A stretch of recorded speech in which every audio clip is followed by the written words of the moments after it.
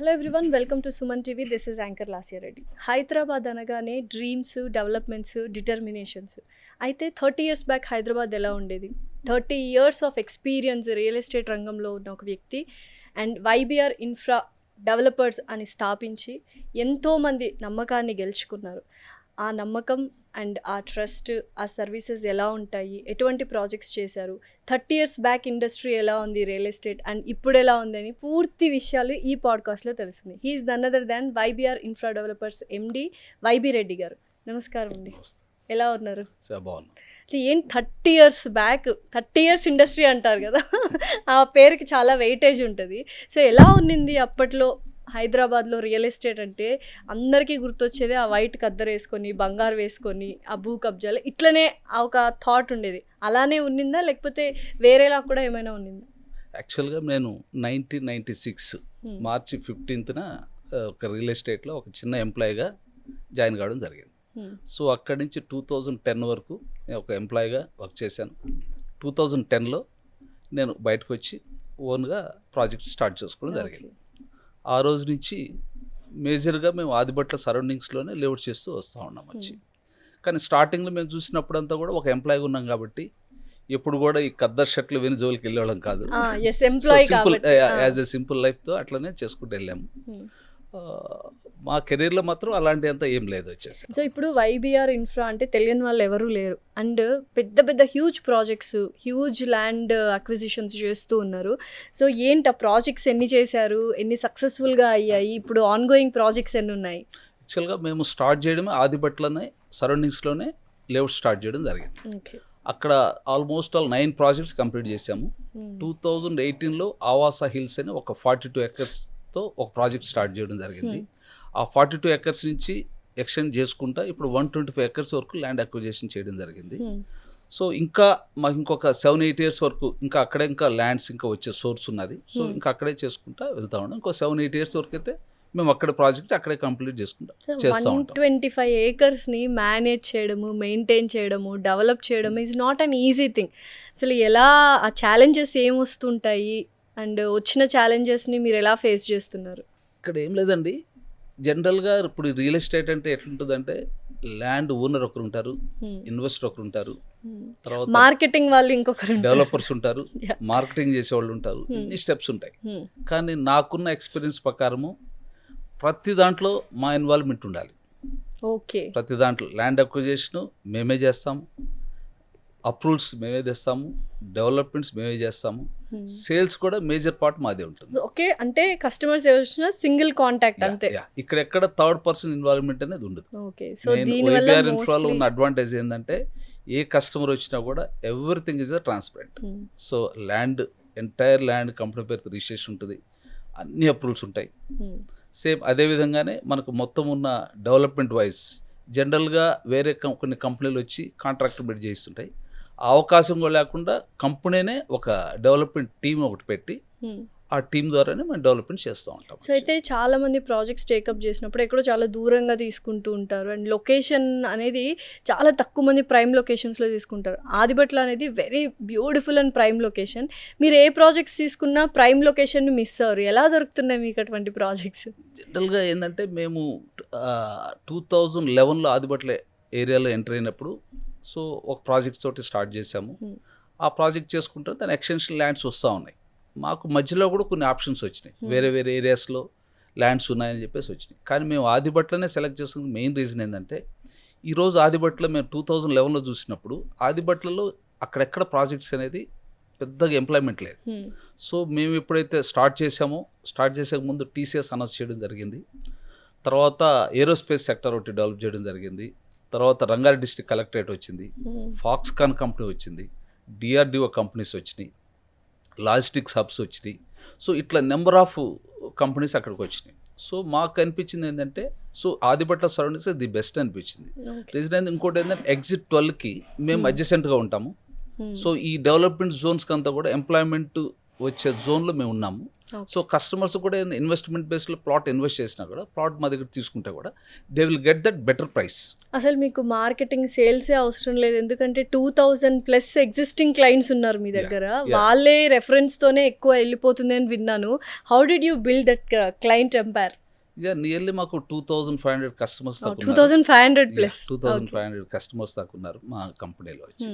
జనరల్గా ఏంటంటే ఒక దగ్గర ఒక ప్రాపర్టీ పర్చేజ్ చేస్తారనుకోండి, వాళ్ళకి ఎక్కడ టైటిల్స్ అన్ని అప్రూవల్స్ ఇచ్చి మెయింటెనెన్స్ ఇచ్చామనుకోండి, ఆ కస్టమర్ ఇంకో 4-5 రిఫర్ చేస్తారు. ఓకే. సో అలానే మనం కూడా ఏంటంటే మార్కెటింగ్కి పెద్ద మేము ఎక్కడ కూడా అడ్వర్టైజ్మెంట్కి కానీ ఎక్కడ వెళ్ళింది లేదు. సో ఒక మంచి ప్లాట్ఫామ్ అని సుమన్ టీవీకి రావడం జరిగింది. Okay, thank you sir, thanks for that. Awas hills నేను కూడా వెళ్ళి చూశాను. అక్కడ స్టార్టింగ్లోనే పెద్ద పెద్ద బోర్డ్స్ పెట్టారు, విజన్ బోర్డ్ అని ఒకటి, అండ్ ఎగ్జిస్టింగ్ క్లయింట్స్ నేను అక్కడే చూశాను అనమాట. ప్రతి ఒక్క పేరు మీరు అక్కడ రాశారు, 2000+ క్లయింట్స్. సో ఏంటి ఆ విజన్ బోర్డ్ గురించి ఏంటి? జనరల్గా అంటే ఏంటంటే కస్టమర్స్ అనేవాళ్ళు మన సైట్కి వచ్చినప్పుడు సో వాళ్ళకి కొంత ఇన్ఫర్మేషన్ అనేది మనం ఇవ్వగలగాలి. ఓవరాల్గా మేము చెప్తుంటాము. సో రిటర్న్గా అనేది మనం ఏం డెవలప్మెంట్ చేస్తున్నాము, ఏం చేస్తున్నాము అనేది కస్టమర్స్కి ఉండాలి. ఈవెన్ మేము సైట్లో మీరు చూసినప్పుడు కస్టమర్స్ ఎంటైర్ కస్టమర్స్ లిస్ట్ కూడా సైట్లో ఉంటుంది. నేమ్స్, ప్లాట్ నెంబర్స్ మొత్తం అంతా మెన్షన్ చేసి ఉంటాం. మేము ఏమేమి డెవలప్మెంట్ చేసాము, ఏం చేయబోతున్నాము అనేది కూడా బోర్డ్స్ అక్కడ పెట్టున్నాము. సో దీంతో జనరల్గా మనం విజన్ 2030 అని ఒకటి తీసుకొని దాన్ని బేస్ చేసుకుని ఇప్పుడు మనం డెవలప్మెంట్ చేసుకుంటూ వెళ్తా ఉన్నాం. జనరల్గా ఏంటంటే ఎవరైనా కూడా ఏదైనా ఒక బిజినెస్ కానీ ఏదైనా ఒక గోల్ అనేది ఉండాలి. సో ఆ గోల్ బేస్ చేసుకొని మనం 2030 అని స్టార్ట్ చేసాము. జనరల్గా మేము స్టార్ట్ చేసినప్పుడు 42 acresతో చేసాము. ఇప్పుడు 125 acres వరకు అయింది. స్టార్టింగ్లో మాకున్నది 550 మంది కస్టమర్స్ ఉండేవాళ్ళు, ఈరోజు 1600 వరకు కస్టమర్స్ ఉన్నారు. సో ఇంకా మా టార్గెట్ ఏంటంటే 42 acres నుంచి 125కి వచ్చాం. ఇంకా 120 acres వరకు సోర్స్ ఉన్నది. అంటే నియర్లీ 250 acres వరకు మేము ఇంకా అక్కడ 2030 లోపల చేసి ఒక 3500 కస్టమర్స్ అక్కడ చేసి హౌసెస్ కట్టాలని కూడా ప్రపోజల్ ఉంది. ఓకే, యాక్చువల్గా అన్ని రెసిడెన్షియల్కి దగ్గరలోనే చూస్ చేసుకుంటూ ఉంటారు, చుట్టుపక్కల డెవలప్మెంట్స్ చూస్ చేసుకుంటారు. మెయిన్ థింగ్ ట్రస్ట్ అనేది వెరీ ఇంపార్టెంట్ సార్. ఆ ట్రస్ట్ని ఎలా బిల్డ్ చేశారు మీరు? ఒక్కటేనండి, మనము కస్టమర్ కావాల్సిన మనం ట్రాన్స్పరెంట్గా పెట్టగలిగితే అదే ట్రస్ట్. ఓకే. జనరల్గా ఏ కస్టమర్ అని కోరుకునేది నాకు టైటిల్ క్లియర్ ఉండాలని కోరుకుంటాడు, అన్ని అప్రూవల్ ఉండాలని కోరుకుంటాడు, సో డెవలప్మెంట్ స్టాండర్డ్ ఉండాలని కోరుకుంటారు. సో ఇంకోటి ఏంటంటే మాకంటూ ఒక మెయింటెనెన్స్ టీమ్ ఉంటుంది సైట్లో. వాళ్ళు ఏంటంటే కంప్లీట్గా రోడ్స్ క్లీన్ చేసుకోవడము, ఫుట్పాత్ క్లీన్ చేసుకోవడము, రీపెయింటింగ్ చేసుకోవడము, ఏదైనా వాల్స్ పైన కర్బింగ్స్ పైన ఇవన్నీ అప్డేట్ చేసుకుంటూ ఉండడము. సో ఎవ్రీ మంత్ సైట్లోంచి సైట్ మెయింటెనెన్స్ టీమ్ ద్వారా కస్టమర్స్కి అందరికి కూడాను మన ఫొటోస్ పంపించడం జరుగుతూ ఉంటుంది. సరే, ఈ 30 years ఆఫ్ జర్నీలో మనం రియల్ ఎస్టేట్ చూసుకుంటే చాలా డ్రాస్టిక్ ట్రాన్స్ఫర్మేషన్ అయితే వచ్చింది. ఈ 30 yearsలో ఏ రోజైనా అరే ఎందుకు వచ్చాను రియల్ ఎస్టేట్లోకి, వెళ్ళిపోయింటే బాగుండు, ఇంకోటి ఏదైనా చేసుకొని ఉంటే బాగుండు అన్న థాట్ ఎప్పుడన్నా వచ్చిందా? ఎప్పుడు రాలేదండి. అందుకని ఆ గ్రోత్ అలా ఉండింది కాబట్టి ఎప్పుడు రాలేదు. కూడా ఫుల్ టైమ్ మేము మార్నింగ్ లేసామంటే ఈవినింగ్ వరకు ఇస్ ద రియల్ ఎస్టేట్ అంతే. సో మీ దగ్గర నుండి చూసుంటారు 30 years బ్యాక్ ఎలా ఉంది, ఇప్పుడు ఎలా ఉంది. అంటే అప్పట్లో బంజారా హిల్స్ కానీ జూబ్లీ హిల్స్, ఈ హైటెక్ సిటీ అయితే అసలు లేదనుకోండి. అసలు మొత్తం రాళ్ళు రెప్పలు, ఇక్కడ ఎవరైనా కొంటారా అన్న వాళ్ళు చాలామంది వెనకబడిపోయారు. అప్పుడు ఎందుకో ఇన్వెస్ట్ చేసిన వాళ్ళు చాలా చూసుండే. సో ఆ వేరియేషన్స్ కానీ ఎవరైనా చూసారు మీరు, కేస్ స్టడీస్ కానీ? అట్లా పాత రోజుల్లో రియల్ ఎస్టేట్ అంటే ఇప్పుడున్నంత సిస్టమేటిక్గా ఉండేది కాదు. అప్పుడంతా గ్రామ పంచాయతీలో చేసేవాళ్ళు, ఫామ్ ల్యాండ్స్ అని చేసేవాళ్ళు, రకరకాలుగా ఉండేవి. కానీ ఇప్పుడు చూస్తే చాలా సిస్టమేటిక్గా నడుస్తుంది. అన్ని అప్రూవల్స్, ఇప్పుడు ఒక లేఅవుట్ చేయాలంటే అన్నీ ఉండాలి. రేరా దగ్గర నుంచి అప్రూవల్స్, లోకల్ మున్సిపాలిటీ అప్రూవల్ కావాలి, హెచ్ఎండి అప్రూవల్ కావాలి. మంచిదే కదా సార్, ప్రొఫెషనల్ గా కార్పొరేట్ లెవెల్లో. ఈ టైం రియల్టర్ కూడా చాలా సేఫ్గా చేయొచ్చు. సార్, ఎవరైనా యంగ్స్టర్ రియల్ ఎస్టేట్లో కెరియర్ని చూస్ చేసుకోవాలి అనుకుంటే వాట్ డూ యూ సజెస్ట్ ఇప్పుడు? Sir, real estate is good field, no doubt. So డెఫినెట్లీగా రియల్ ఎస్టేట్ నాకు నేర్పిన అనుభవం, నేను ఒక చిన్న విలేజ్ నుంచి వచ్చాను, నాకు నేర్పిన అనుభవం ఇట్స్ వెరీ గుడ్ ఫీల్డ్. అయితే ఒక్కటే, ఇక్కడ మనం రియల్ ఎస్టేట్లో ఉన్నప్పుడు డెఫినెట్లీగా మనం ట్రాన్స్పరెంట్గా వర్క్ చేయాలి, సో హానెస్ట్గా ఉండాలి. సో ఇవే మనం ముందుకు తీసుకెళ్తాం. మరి ఎందుకు ఈ మధ్య కాలంలో రియల్ ఎస్టేట్ ఎక్కువ లేదు, రియల్ ఎస్టేట్ పడిపోయింది అనే మాటలు ఎక్కువగా వినిపిస్తున్నాయి, బట్ ప్రైస్ వైజ్ అయితే ఏం డౌన్ అవ్వట్లేదు ఏది కూడా. అది ఎప్పటిదాకా ఉంటుందా ఇన్ఫ్లేషన్? కానీ కొంత వరకు వాస్తవం, కానీ 100% అయితే నేను దానికి ఒప్పుకోను. ఇప్పుడు మా ప్రాజెక్ట్స్ ఉన్నాయి, మేము ఎవ్రీ మంత్ ఒక 15 to 20 plots సేల్ చేస్తాం జనరల్గా. మా Okay. యావరేజ్ మాది తీసుకుంటే 15 ప్లాట్స్ 20 ప్లాట్స్ ఉంటాయి ఎవ్రీ మంత్. కానీ ఇప్పుడు లాస్ట్ 2 years నుంచి మనం చూస్తే 10 ప్లాట్స్ 10 ప్లాట్స్ నడుస్తుంది. అంతా ఒక 20-25% వేరియేషన్ ఉంది Okay. బిజినెస్లో. సార్ యూజువల్గా చాలామంది ఏమనుకుంటారంటే మన పేరెంట్స్ ఎస్పెషల్లీ ఊర్లో కొందాంలే హైదరాబాద్లో ఎందుకు చాలా లిటికేషన్స్ ఉంటాయి, చాలా ప్రాబ్లమ్స్ ఫేస్ చేయాలి అంటారు. అలాంటి వాళ్ళకి మీరు ఏమంటారు? హైదరాబాద్లో ఇన్వెస్ట్మెంట్ చేయడం బెటరా, మన ఓన్ నేటివ్ ప్లేస్లో ఇన్వెస్ట్ చేయడం బెటరా? కమర్షియల్గా మనం చూసినప్పుడు హైదరాబాద్లో ఉన్న గ్రోత్, హైదరాబాద్ సిటీలో ఉన్న గ్రోత్ మనకు విలేజెస్ ఉండదు. ఓకే. ఈరోజు హైదరాబాద్లో మనం చూసుకుంటే ఇన్నర్ రింగ్ రోడ్ అనేది ఒకటి డెవలప్ చేశారు. తర్వాత నెక్స్ట్ ఇంకొక 2007కి వచ్చినప్పుడు ఓఆర్ఆర్ అనేది డెవలప్ చేయడం జరిగింది 160 కిలోమీటర్స్. మనకు అదే విధంగా 2007లో బేగంపేటలో ఎయిర్పోర్ట్ ఉండేది. తర్వాత 2008లో మనకు శంషాబాద్కి షిఫ్ట్ చేశారు. శంషాబాద్ షిఫ్ట్ చేసినప్పుడు అంత దూరం ఎవరు ఎయిర్ ట్రావెల్ చేస్తారు అనుకున్నారు ఆ రోజుల్లో. కానీ శంషాబాద్లో 2007లో ఎయిర్పోర్ట్ ఉన్నప్పుడు మ్యాక్సిమం ఎయిర్ ట్రావెల్ చేసేవాళ్ళు 15,000 ఉండేవాళ్ళు పర్ డే. కానీ ఈరోజు శంషాబాద్కి వెళ్ళినప్పుడు 1 lakh people per day travel చేస్తున్నారు. 625 ఫ్లైట్స్ వస్తున్నాయి శంషాబాద్. ఎవ్రీ 2.5 minutes ఒక ఫ్లైట్ ల్యాండ్ అవుతుంది. అది ఎవ్రీ 2.5 minutes ఒక ఫ్లైట్ టేక్ ఆఫ్ అవుతా ఉన్నది. సార్ మీరు మ్యాథ్స్ టీచర్ అవ్వాలనుకున్నారా ఏంటి? కంపెనీస్ ఇన్ని ఎలా గుర్తుపెట్టుకున్నారు ఏంటి? మాకు ట్రిక్ చెప్తే అదే మీకు చెప్పాను కదా, నాకు ఇది తప్ప ఏం తెలియదు, రియల్ ఎస్టేట్ తప్ప ఇంకేం తెలియదు. సో అయితే రియల్ ఎస్టేట్లో ఏ డైరెక్షన్లో పెడితే మంచి లాభాలు వస్తాయి అనేది అందరూ రెగ్యులర్గా అడిగే క్వశ్చనే. ఏంటి సార్ నిజంగానే ఏ డైరెక్షన్లో పెడితే బెటర్? మిడిల్ క్లాస్ వాళ్ళు కావచ్చు, అప్పర్ మిడిల్ క్లాస్ వాళ్ళు కావచ్చు. డైరెక్షన్ అనేది కాదు, కానీ ఇప్పుడు మన హైదరాబాద్లో వచ్చి ఇప్పుడు కొన్ని సిటీస్ ఉన్నాయి హైదరాబాద్ సరౌండింగ్స్లో ఉంటే, ఇప్పుడు మనం తీసుకుంటే కలకత్తా, బాంబే, ఢిల్లీ, తర్వాత చెన్నై, ముంబై, బెంగళూరు, ఇట్లా హైదరాబాద్, ఇట్లా కొన్ని సిటీస్ ఉన్నాయి. ఏదో ఒక దాంట్లో ప్రతి సిటీకి ఒక ప్రత్యేకత అనేది ఉంటుంది. కానీ హైదరాబాద్కు తీసుకున్నప్పుడు అన్ని ప్రత్యేకతలు ఉన్న సిటీ ఏదంటే హైదరాబాదే. ఓకే, ఏమేమి సార్ ఆ ప్రత్యేకతలు చెప్పండి. హైదరాబాద్ ఈరోజు హైదరాబాద్లో చూడండి, ఎర్త్ కేక్లు ఉండవు ఇక్కడంతా. ఇక్కడ వాటర్ సమస్య లేదు.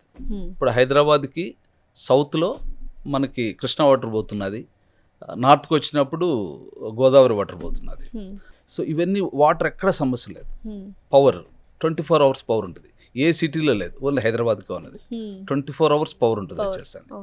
సో ఇంత ఫుల్లీ డెవలప్డ్ వైడెన్ రోడ్స్ ఇవన్నీ కూడా ఉన్నాయి వచ్చేసాను. హైదరాబాద్కి కొంచెం డిస్టెన్స్లో ఓఆర్ఆర్కి యాక్సెస్ ఇస్తూ శ్రీశైలం హైవేకి, సాగర్ హైవేకి, రీజనల్ రింగ్ రోడ్కి, ఈ మధ్యలో 4 roads మధ్యలో ఓఆర్ఆర్కి, శ్రీశైలం హైవేకి, సాగర్ హైవేకి ప్లస్ రీజనల్ రింగ్ రోడ్కి మధ్యలో ఈరోజు మనకి భారత్ ఫ్యూచర్ సిటీ అనేది డెవలప్ చేస్తూ ఉన్నారు. ఇది 30,000 acres భారత్ ఫ్యూచర్ సిటీని డెవలప్ చేస్తూ ఉన్నారు. దీని మొత్తము 765 square kilometers తీసుకున్నారు మొత్తం. దీంట్లో 3 తీసుకున్నారు, EEE 3 ఈలు తీసుకున్నారు. ఫస్ట్ ఈ అంటే ఎడ్యుకేషనల్. సో దీనికి సంబంధించిన స్కూల్స్, కాలేజెస్, పెద్ద పెద్ద యూనివర్సిటీలు, ఇంటర్నేషనల్ స్కూల్స్, ఆక్స్ఫర్డ్ యూనివర్సిటీ, ఇవన్నీ కూడా ఇక్కడికి వస్తాం. సెకండ్ వన్ మనం తీసుకున్నప్పుడు ఎంప్లాయ్మెంట్ బేస్కి వచ్చినప్పుడు ఇక్కడ ఐటీ సెక్టర్ ఒకటి డెవలప్ చేస్తున్నారు, ఫార్మా ఒకటి డెవలప్ చేస్తున్నారు, రీసెర్చ్ స్టేషన్స్ ఒకటి డెవలప్ చేస్తూ ఉన్నారు, స్కిల్ డెవలప్మెంట్స్ ఒకటి చేస్తూ ఉన్నారు. సో అదేవిధంగా మనకి ఏఈ ఒకటి డెవలప్ చేస్తున్నారు. సో ఇవన్నీ కూడా ఎంతో ఎంప్లాయ్మెంట్ వస్తున్నారు. థర్డ్కి వెళ్ళినప్పుడు ఎంటర్టైన్మెంట్ వెరీ ఇంపార్టెంట్. అది ఉంటేనే అక్కడ మనం ఉండడానికి ఇష్టపడతాం చాలా వరకు. ఎంటర్టైన్మెంట్ తీసుకుంటే అమ్యూజ్మెంట్ పార్క్స్ వస్తున్నాయి. అయితే దీన్ని బేస్ చేసుకొని is this the right time to invest? అంటే ఫ్యూచర్ సిటీ ఇన్ అండ్ అరౌండ్లో బోల్డ్ అన్ని వెంచర్ స్టార్ట్ అయిపోయాయి. సో ఇది కరెక్ట్ టైమా? ఇంకెంతవరకు ఆ కరెక్ట్ టైం అనేది ఉంటుంది? ఎంత పీరియడ్ ఆఫ్ టైం వరకు? సో జనరల్గా అంటే ఇప్పుడు డెవలప్మెంట్స్ ఇన్ని రోజుల వరకు భారత్ ఫ్యూచర్ సిటీ అంటే ఎవరికి తెలియదు. ఇప్పుడు గ్లోబల్ సమ్మిట్ తోటే సో అందరికి కూడాను ఇంత ఈ సిటీ భారత్ ఫ్యూచర్ సిటీ వస్తున్నది. సో ఇప్పుడు ఈ విధంగా డెవలప్మెంట్స్ అవుతున్నాయి. ఇప్పుడు అందరు కామన్ మ్యాన్ కూడా తెలవడం జరుగుతూ ఉన్నది. So this is the right time. Invest చేయాలన్న ప్రతి ఒక్కరికి కూడాను ఈ టైంలో చేస్తే డెఫినెట్లీగా వాళ్ళు పెట్టిన ఇన్వెస్ట్మెంట్కి మంచి రిటర్న్స్ అనేది వస్తాయి. ఓకే, సో ఓవరాల్గా ఇంకా మనము ఈ ఆవాస హిల్స్ ఈ ప్రాజెక్ట్స్ ఏవైతే మీరు చేస్తున్నారో వాటి గురించి డీటెయిల్గా చెప్పండి సార్. మీ ప్రాజెక్ట్లోనే ఎందుకు ఒక ప్లాట్ కానీ, విల్లా ప్లాట్ కానీ, ఓపెన్ ప్లాట్ కానీ తీసుకోవాలి అంటే ఎందుకు? ఇక్కడ ఒకటే అండి, ఇప్పుడు మేము సెలెక్ట్ చేసుకున్న ఏరియా మనం చూస్తే ఓఆర్ఆర్ ఎగ్జిట్ 12 చాలా దగ్గరలో ఉంటాం. రెండోది ఆదిబట్ల, ఇంతకుముందు ఆదిబట్ల మున్సిపాలిటీ ఉండేది, ఇప్పుడు జిహెచ్ఎంసీ లిమిట్స్ కింద కలిపారు. ఇప్పుడు మేము ప్రీవియస్గా స్టార్ట్ చేసినప్పుడు వైబీఆర్ ఇన్ఫ్రా ఆవాస హిల్స్ అనేది ఓన్లీ దట్ పంచాయతీ, గ్రామ పంచాయతీ కింద ఉండేది. తర్వాత 1-2 years తర్వాత మున్సిపల్ కింద కలిపారు. ఇప్పుడు వచ్చేసని జిహెచ్ఎంసీ లిమిట్స్లో మర్జ్ చేశారు. సో ఇవన్నీ కూడా జిహెచ్ఎంసీ లిమిట్స్లో మర్జ్ చేశారంటే ఫాస్ట్ డెవలప్మెంట్స్ అనేది ఉంటాయి, న్యాచురల్గా ఫాస్ట్ డెవలప్మెంట్స్ వస్తాయి. రెండోది ఏంటంటే ఆ సరౌండింగ్స్లో ఎంతో ఎంప్లాయ్మెంట్ వస్తున్నది. ఇప్పుడు ఐటీ సెక్టార్ కానీ, ఏరోస్పేస్ సెక్టార్ కానీ, తర్వాత అదేవిధంగా మనకు వచ్చిన రంగారెడ్డి డిస్టిక్ మొత్తం టోటల్ అడ్మినిస్ట్రేటివ్ బిల్డింగ్ కానీ, ఫాక్స్కాన్ కానివ్వండి, లాజిస్టిక్ హబ్ కానీ, తర్వాత అదేవిధంగా మనకు వచ్చి డిఫెన్స్ సెక్టార్ కానీ, BDL, BL, octopus, CRPF. So ఇవన్నీ కూడాను మనకి మాకున్న ప్రాజెక్ట్స్కి వెరీ నియర్గా ఉంటాయి. ఇవన్నీ సిఆర్పిఎఫ్ అయితే కనిపిస్తూ ఉంటుంది, కనపడుతూ ఉంటాయి. డెఫినెట్లీ కనపడుతుంది. సో ఇవన్నీ కానీ డెవలప్ ఒక నెక్స్ట్ కమింగ్ 2 yearsలో సో నియర్లీ 1,65,000 ఎంప్లాయ్మెంట్ వచ్చే సోర్స్ ఉన్నది ఈరోజు అక్కడ వచ్చి. ఎంప్లాయ్మెంట్ దానికి ఇంటూ 3 వేసుకుంటే ఫ్యామిలీస్ 3 or 4 వేసుకుంటే బ్యూటిఫుల్ గా ఉంటుంది. అక్కడ ఒక విల్లా ప్లాట్ తీసుకొని విల్లా కూడా తీసుకోవచ్చు at very reasonable price. So but this is the right time to invest in Avasa Hills అన్నమాట. So finally what do you want to say about yourself and your projects? ఇప్పుడు మనం చేసిన ప్రాజెక్ట్లో 2018లో ఆవాస hills start చేసినప్పుడు ఆ రోజు మనంతా కూడా ఓపెన్ ప్లాట్స్ కింద సేల్ చేస్తూ వచ్చాం. ఇప్పుడు క్రమేణా గ్రాడ్యువల్గా మనం చూసామంటే మాకు విల్లాస్ కావాలని అడిగేవాళ్ళు ఉన్నారు, వీకెండ్ హోమ్స్ కావాలని అడిగేవాళ్ళు ఉన్నారు.